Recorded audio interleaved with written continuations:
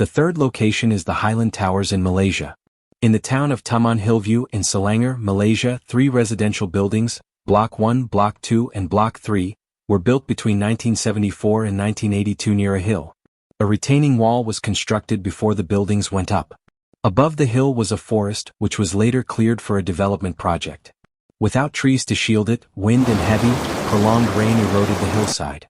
On October 11, 1993, this erosion caused a landslide, collapsing the retaining wall. Cracks appeared in Block 1's walls, growing worse over time, prompting many residents to flee. Then a horrific event occurred. Block 1 began tilting and eventually collapsed due to the eroded soil and an unstable foundation. Rescuers saved 2 people but found 48 bodies. Afterward, Blocks 2 and 3 were abandoned out of fear they'd collapse too. Now deserted, people claim to see ghosts of the victims from the collapse haunting the area. The fourth location is the Jeruk Purut Cemetery in Indonesia. In the city of Jakarta, there's a cemetery called Jeruk Purut with a famous ghost tied to this tale. One night, a worker cleaning the cemetery saw a shadow moving. Turning around, he spotted a headless ghost holding its head in its hands, accompanied by a black dog.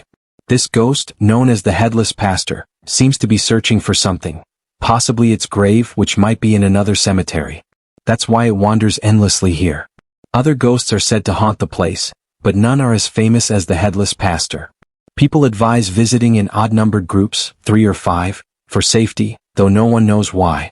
This cemetery inspired an Indonesian film named Jeruk Purut, based on the Headless Pastor legend, making it more well-known. If you enjoy visiting cemeteries and have the means, you might check it out in Indonesia. Thanks for watching. That's it for this part, but don't worry, we'll be back soon with more. See you next time.